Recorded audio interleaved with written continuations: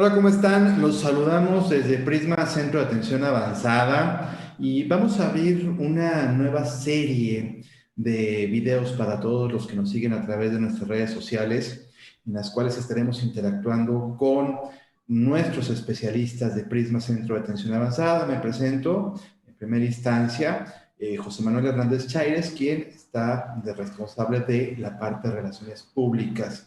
Y en esta ocasión nos acompaña el doctor José Luis Olivares Neumann. Él es médico, especialista en el área de la psiquiatría con una alta especialidad en psicogeriatría y es uno de nuestros especialistas más especiales de lo que es Prisma Centro de Atención Avanzada. Y él como psiquiatra y como especialista en concreto del área de la psicogeriatría, pues tiene una gran relación con el adulto mayor y sobre todo con las dolencias en cuanto a su salud mental, algo que se ha visto trastocado en épocas recientes por el tema del coronavirus y que muy probablemente se vea acrecentado por las fechas que se estarán viviendo en próximos días en lo que es nuestro mundo, la época decembrina. Doctor, le agradezco mucho el que participe en estas pláticas Prisma. Muchísimas gracias por la invitación. Estoy muy contento de participar en esta nueva modalidad de Prisma. Y sí, tengo interés de platicar sobre esta situación pandémica en la que nos encontramos, en la cual las diferentes personas, especialmente los adultos mayores, están sometidos a muchas pérdidas, ¿sí? A pérdidas que conllevan duelos, pérdidas de seres queridos por la enfermedad, pero también pérdidas de convivencia, pérdidas de interacción, pérdidas de salud, entre otras cosas. Ahorita lo mencionaba, doctor, este año 2020 se caracterizará por ser un año de pérdidas, no solamente en lo material, que tiene sus implicaciones en la salud mental, sino también en la parte afectiva. Y pues esto pone en palestra lo que es el tema del duelo y la depresión, que pues muchos a manera bote pronto, pues interpretamos como que van de la mano lo que es el duelo y lo que es la depresión, y lo pudiéramos interpretar a lo mejor como algo hasta cierto punto normal. Lo manoseamos muchísimo el término, pero cuando alguien nos pide explicarlo, pues nos quedamos con que depresión pues es depresión. Entonces, me gustaría que en primera instancia pues podamos definirle a quienes nos siguen a través de nuestras redes sociales qué es la depresión y qué vínculos puede tener con el duelo. Claro, sí, tenemos que diferenciar los dos conceptos de una manera muy importante. Para empezar, el duelo es un proceso normal que tenemos los seres vivos, también obviamente los humanos, ante una pérdida, que puede ser la pérdida de un ser querido, no necesariamente humano, por ejemplo, puede ser la pérdida de una mascota, pero también puede ser pérdida de diferentes cosas que tenemos o diferentes situaciones. En este caso, pérdidas emocionales, pérdidas de funciones, que puede ser algo muy frecuente en el adulto mayor, que por ejemplo va perdiendo la funcionalidad de sus sentidos, ¿no? La visión, el oído, la capacidad de realizar ciertas cosas y de ponerlas en práctica. Entonces, la palabra duelo tiene sus raíces en que significa dolor, pero también significa duelum, que es reto o desafío. Es un proceso de adaptación que se va a ir dando ante estas pérdidas y que se va a dar también una integración de esta pérdida a la vida cotidiana. Es un proceso totalmente normal que puede significar dolor para la persona con una respuesta emocional, cognitiva, conductual y funcional ante esta pérdida. El duelo varía en diferentes factores. No hay un duelo idéntico. Cada persona responde de manera distinta a las pérdidas. Varía en la causa, la intensidad, su duración y el riesgo que conlleva el duelo de desarrollar algún trastorno ya formal psiquiátrico, como puede ser la depresión. Entonces, el duelo solamente va a ser un proceso en el cual se va a tratar de integrar una pérdida, ¿sí? En el duelo se caracteriza por la presencia de diferentes emociones. Comúnmente se cree que el duelo puede generar emociones de tristeza y de culpa, ¿no? Culpa con respecto a las relaciones del ser querido, pero también puede haber ciertas emociones no tan comunes ante un duelo, ante una pérdida. Por ejemplo, si el ser querido estuvo ante una enfermedad eh, sumamente crónica, dolorosa, con mucho sufrimiento, el duelo puede causar las emociones de alivio, de paz y de felicidad porque el ser querido se encuentra en otro estado en el cual ya no sufre. Eso en ocasiones causa confusión a la persona que está viviendo el duelo y llega a sentir culpa de que, pues, ¿por qué estoy sintiendo tanta paz a la hora que se ha ido el ser querido, no? Entonces, podemos señalar o precisar de que el duelo es algo individual, porque luego nos ha manejado en las redes sociales, infografías, las famosas cadenitas de WhatsApp, que hay distintos procesos para lo que es el duelo. Hay 5 etapas, donde hablan que la negación, la aceptación, la culpa, y bueno, pero al final de cuentas, como usted dice, doctor, no es lo mismo para todos, ni el mismo tiempo. Claro, las 5 etapas clásicas de Elizabeth Kubler-Ross son imprescindibles para entender el proceso del duelo. Hay otros teóricos del duelo, que hay algunos hay 3, algunos hay 4 etapas, pero estas etapas no necesariamente van en un orden, ¿no? Pueden presentar parte de estas etapas al mismo tiempo. Las etapas clásicas son negación, ira, negociación de la pérdida, depresión y aceptación, que es la integración como tal del duelo.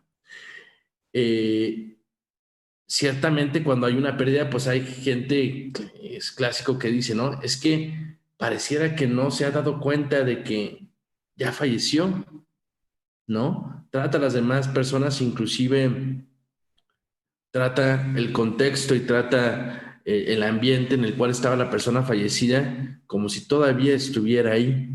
En ocasiones dentro de esta negociación puede llegar a actuar como si estuviera, pero también llegar a tener inclusive alucinaciones, platicando con el ser querido, ¿no? Esta negación tan intensa. También hay un periodo de enojo, de ira, en el cual ante esta incredulidad o ante esta falta de aceptación, una molestia que puede proyectar a las demás personas con mucha irritabilidad, pero también proyectarla hacia sí mismo esta ira. Y con esto también va el proceso de negociación, ¿no? De si lo perdí, pero ¿qué queda aquí? O pudiera encontrarlo después, ¿no? Después viene ya la franca tristeza y la integración del duelo, la aceptación de la persona.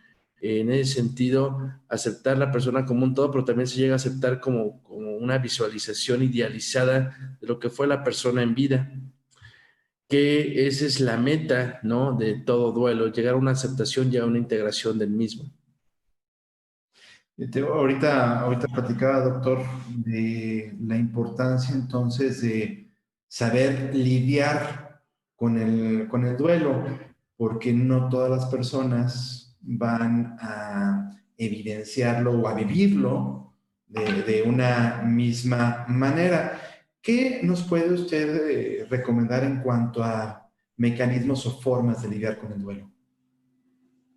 Claro. Primero, bueno, identificar cuáles son los probables síntomas emocionales que se pueden presentar en el duelo agudo.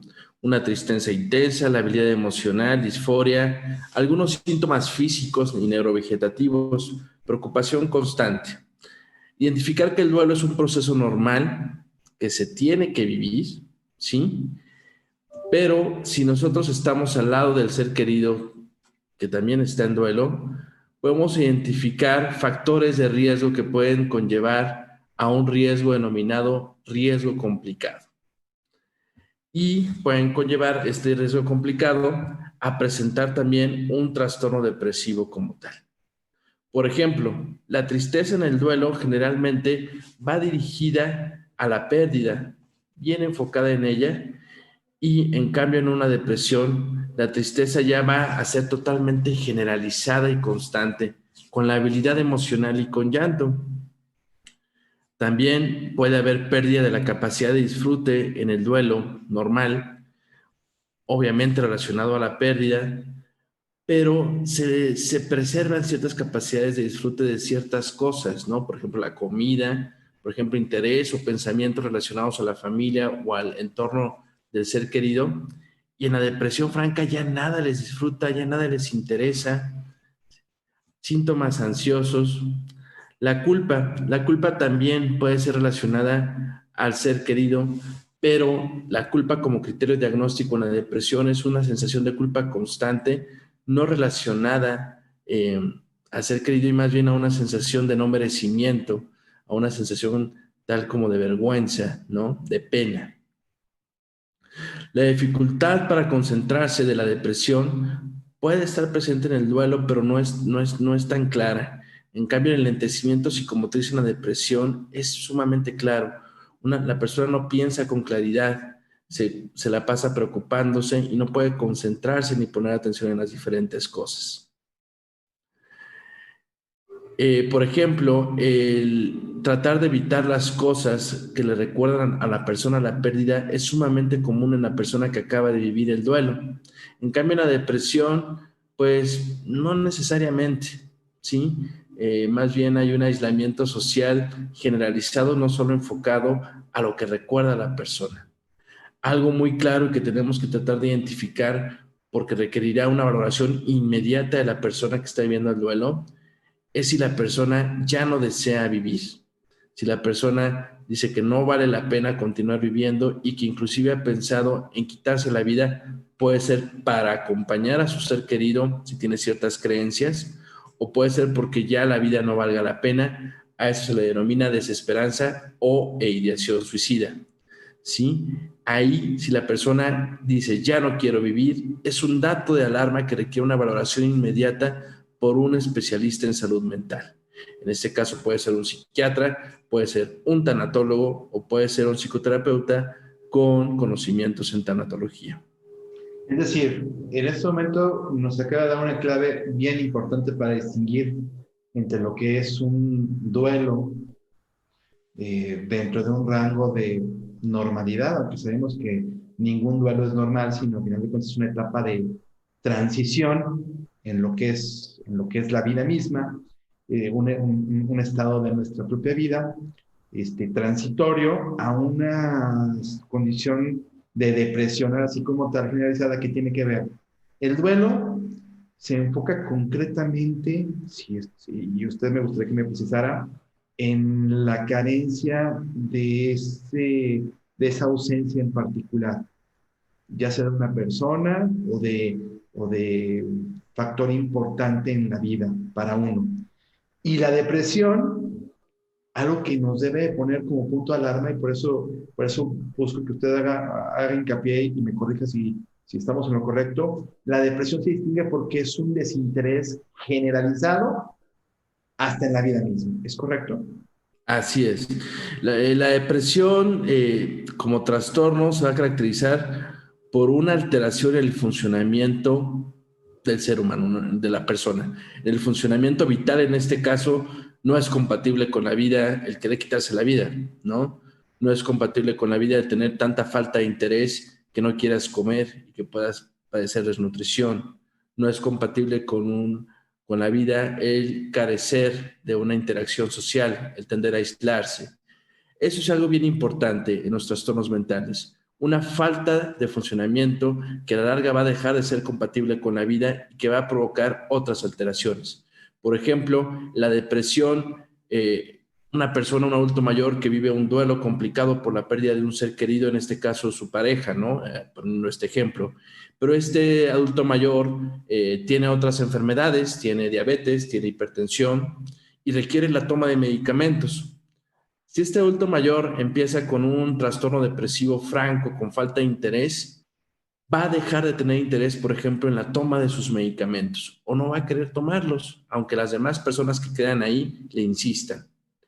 Y esto va a provocar que su cuestión salud, su cuestión médica, no psiquiátrica, se altere más y va a poner en riesgo su vida. Entonces nosotros tenemos que hacer una intervención muy, muy puntual para ayudar a motivarlo, ayudar a darle energía y a darle interés por él mismo, por esta persona, ¿sí? Por sí mismo. a querer continuar, seguir adelante poco a poco. El proceso de integración del duelo no es un proceso rápido. Se requieren 6 meses o un año o más tiempo. El tiempo no necesariamente marca el proceso de duelo complicado, sino más bien cómo se van manejando las diferentes situaciones y cómo va cursando la gravedad de los síntomas. Si estos síntomas se van reduciendo con ayuda del acompañamiento tanatológico, está excelente. Pero si vemos alguno de estos datos de riesgo que conllevan ya un trastorno psiquiátrico como tal, por ejemplo, ansiedad, crisis de angustia, la presencia de alucinaciones constantes, el escuchar al fallecido, pero que esto le causa una disfunción a la persona, el ver al fallecido constantemente, va a impedir que pueda continuar y requiere una valoración inmediata. Es decir, el hecho de decir que uno lo ve o que uno está platicando con la persona que ya no se encuentra con nosotros, ya es una situación que tiene que ser valorada. Sí, no que sea como tal un dato de enfermedad o de trastorno, pero sí requiere una valoración importante.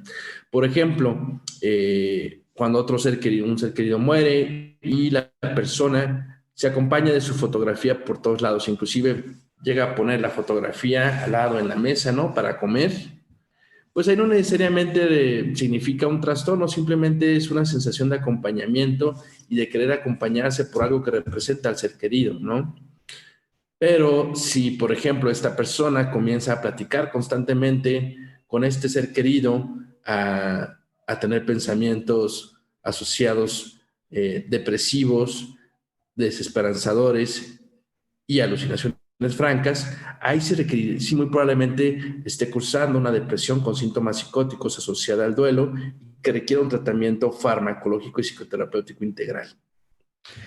A ver, cuando uno está atendiendo, en este caso, a un adulto mayor o a una persona que acaba de experimentar una pérdida importante en su vida, lo primero que nos viene a la mente es acudir al Facebook, al grupito del WhatsApp, a la comadre, al compadre. Y muchas de estas recomendaciones pues nos vinculan con alguna serie de preguntas, autoevaluaciones, test que aparecieron en la revista o en el blog del centro de espiritualidad favorito o de bienestar vecinal. ¿Qué tan eficientes y eficaces puede ser la aplicación de estos famosos autotests que podemos encontrar? Es un gran reto el día de hoy con la era tecnológica, ¿no? Hay páginas sumamente bien hechas y blogs sumamente bien hechos basados en evidencia, con escalas aplicadas científicamente, ¿no? No estigmatizar tanto a la red, pero la mejor recomendación, si hay una pérdida reciente, va a ser que acudan a un experto en salud mental con conocimientos en tanatología. Puede ser un tanatólogo, alguien que haya hecho un diplomado, una maestría en tanatología, principalmente psicólogos o psiquiatras, puede ser un psiquiatra también. Una evaluación inicial no necesariamente significa que la persona vaya a requerir un seguimiento tanatológico estrecho, ni tampoco que la persona tenga una depresión franca, pero va a ayudar mucho a saber en qué parte del duelo se encuentra y si hay riesgo de que este duelo se complique y se presente algún trastorno psiquiátrico. Por ejemplo, las características de la pérdida son sumamente importantes a la hora de detectar el riesgo de desarrollar un trastorno mental asociado al duelo. Por ejemplo, la pérdida que sea muy traumática o repentina o inesperada puede generar mucho más estrés y va a ser un factor de riesgo para desarrollar el trastorno mental. Las características relacionadas con el fallecido, por ejemplo, desgraciadamente ahora con la pandemia, ¿no? Que el adulto mayor es un grupo de riesgo, pero se ha dado la pérdida, desgraciadamente, de adultos jóvenes o de niños, entonces hace más inesperada la pérdida de este fallecido, ¿no? Uno esperaría, como dice, ¿no? Yo quiero que mis hijos me entierren, ¿no? Quiero cumplir con el ciclo de vida y cuando fallece un niño, un joven, pues le da en la torre a este ciclo de vida, ¿no? Es totalmente inesperado y puede haber alteraciones en cuanto a trastornos mentales y complicarse el duelo. La duración de una enfermedad larga de la persona, que por ejemplo, que sea el cuidador primario de la persona que ha fallecido, es un factor de riesgo que puede, dependiendo de los aspectos de la persona, las características de la personalidad del cuidador, puede ser benéfico para desarrollar un buen duelo o no. Por ejemplo, el pensar que la persona ya está descansando, que ya no está sufriendo, puede generar paz, ¿sí? Pero hay cuidadores que se sienten responsables por la pérdida, por ejemplo, entonces podría generar culpa, ¿no? Hay que tratar de detectar cómo era la relación de la persona con el fallecido también. Si era una relación buena, va a favorecer una adecuada integración de este duelo con una adecuada aceptación y que queden buenas memorias del fallecido. Pero si una relación conflictiva y traumática, va a ser complicado. Puede generar ciertas culpas, puede generar que no se integre completamente el duelo. Ahorita tocaba un punto que también es relevante, el cómo pedir ayuda.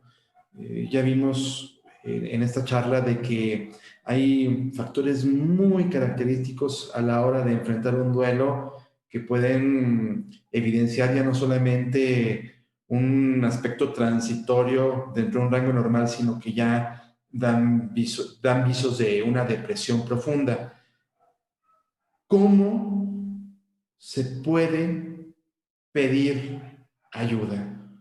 Que creo que es una de las cosas más difíciles, que es la que más nos cuestan, sobre todo en el ámbito de la salud mental. Cuando nos duele algún órgano en concreto, me corté, puede hacerte que tengo que ir a urgencias. Si me duele el estómago, pues después de 3 días ya sé que tengo que ir con el gastro. Si tengo algún problema en cuanto a la respiración, ya sé que tengo que ir con el neumólogo.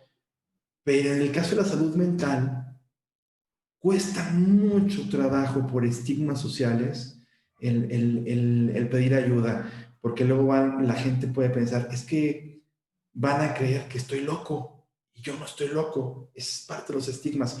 ¿Cómo podemos pedir ayuda?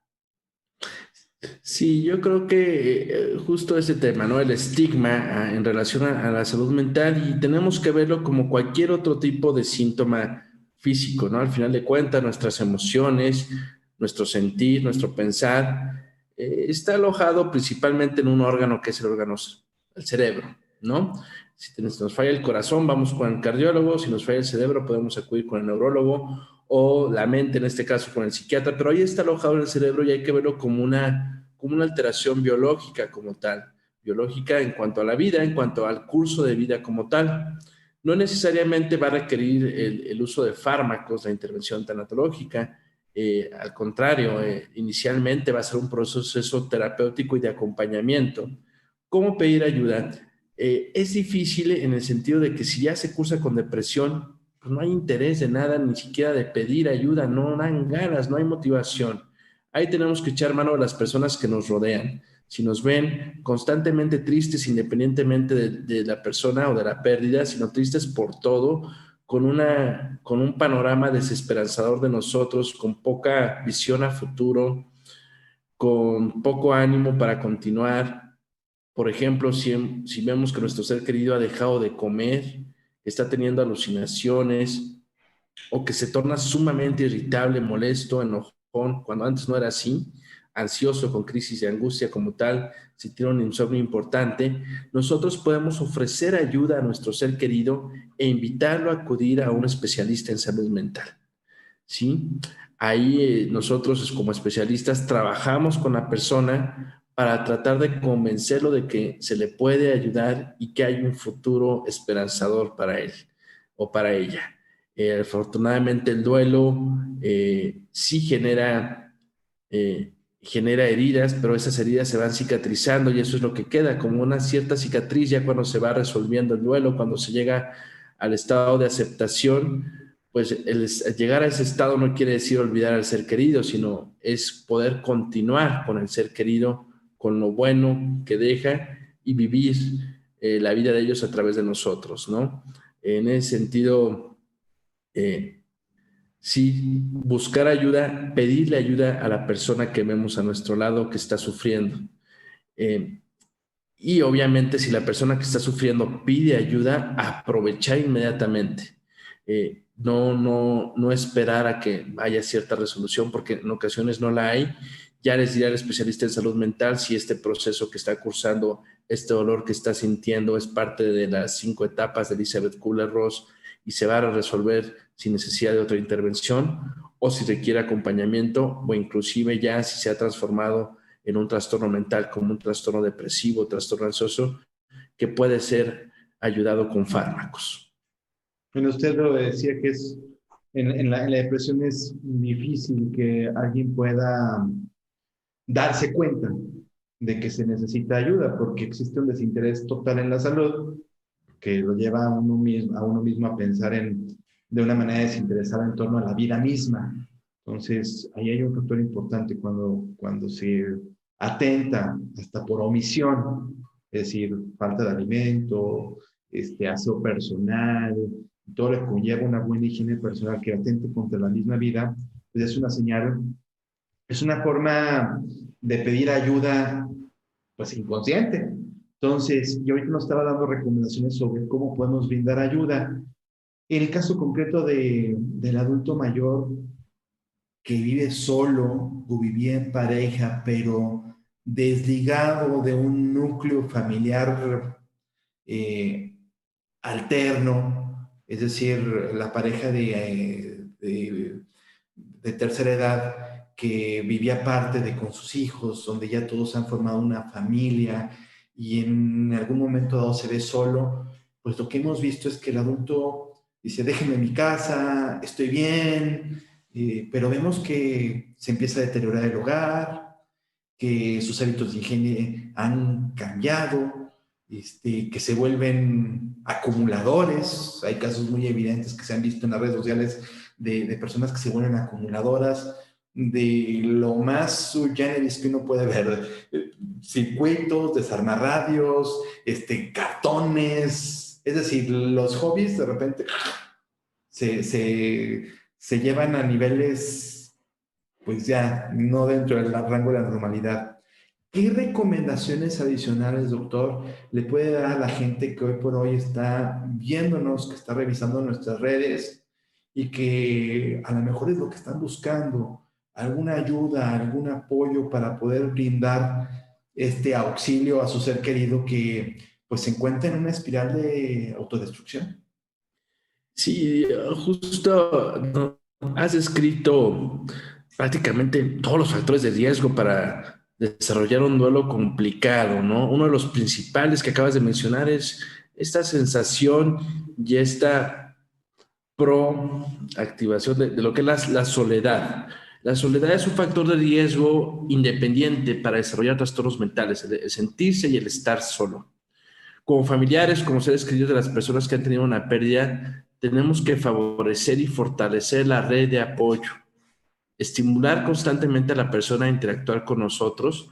Digo, en el caso de pandemia, aprovechar las redes sociales, aprovechar todas las tecnologías que hay, en este caso el celular, las videollamadas, y mínimo un acercamiento, 2, 3 metros con cubrebocas, pero estar cerca de esta persona, estimularla constantemente, favorecer la interacción. La soledad es un criterio de un factor de riesgo de mortalidad independiente a cualquier otro trastorno o a cualquier otra enfermedad. La soledad es algo que se tiene que tratar de combatir, inclusive a nivel estatal, a nivel de políticas públicas. Y lo hacen, por ejemplo, bueno, ahorita con la pandemia es difícil. Los clubes de adultos mayores, por ejemplo, en los cuales nunca es tarde para poder conocer gente nueva, para poder interactuar. Eh, el juego, antes, por ejemplo, las señoras o los señores hacían sus juegos de dominó, sus juegos de cartas, el poder intentar eso, aunque sea por una vía remota, todo eso va a favorecer que la soledad disminuya y que haya menos factores de riesgo para desarrollar trastornos mentales. Me escribiste este caso en el cual ya hay acumulación, ya hay una pérdida de la función, ya hay que detectar si esta persona adulta mayor, aparte de depresión, no está cursando ya con algo que podría ser una pseudodemencia depresiva, en la cual el enlentecimiento cognitivo de su depresión es tal que hay fallas cognitivas muy francas y una pérdida de la función. Esto es un alto riesgo para la pérdida de la vida y requiere una valoración inmediata por un especialista en salud mental, o sea, una pérdida de la función y enfermedades en adulto mayor por un geriatra para tratar de intervenir oportunamente y, si es pseudodemencia, tratar de revertir el deterioro en caso de que ya haya un deterioro franco, de enlentecerlo o de tenerlo a tope. Doctor, pues es muy interesante lo que estábamos abordando con usted en torno a las diferencias que existen en el duelo y la depresión, y abordaba un tema muy importante, el abordaje multidisciplinario que se tiene que dar luego en situaciones muy específicas que involucran al adulto mayor que está inmerso en esta situación, en este periodo de transición. Mencionaba la importancia de trabajar con geriatras, de trabajar con psiquiatras, de trabajar con el área de la psicología. ¿Dónde podemos en concreto encontrar este tipo de apoyo? ¿Dónde lo podemos encontrar, doctor? Claro, mira, yo aquí tengo la fortuna de trabajar con un equipo multidisciplinario, tanto de psicólogos y geriatras, si llega a ofrecerse neurólogo, en el cual llega nuestro paciente, identificamos el proceso. Por ejemplo, si llega con un duelo que no es complicado, yo suelo referir ya sea a un tanatólogo o a un psicólogo, psicoterapeuta con capacitación en tanatología para que se dé el seguimiento sin necesidad de que yo le dé ningún fármaco. Si, por ejemplo, llega a través del tanatólogo y este identifica factores de riesgo y la presencia de un trastorno mental como tal, me refieren conmigo y hacemos el manejo conjunto. También en el caso de la presencia de comorbilidades, siempre se va a requerir la valoración de una o de un geriatra porque muy probablemente haya una falta de adherencia al tratamiento y el estrés que conlleva la pérdida puede generar un descontrol, por ejemplo, de las enfermedades cardiovasculares y metabólicas. Se requiere el trabajo en conjunto, estamos en atenta comunicación, también abordar a la familia para favorecer la adherencia y favorecer esta mejor interacción para disminuir los riesgos. Aquí en Prisma Centro de Atención Avanzada tenemos la capacidad y afortunadamente hemos trabajado en conjunto de esta forma y pues estamos satisfechos con.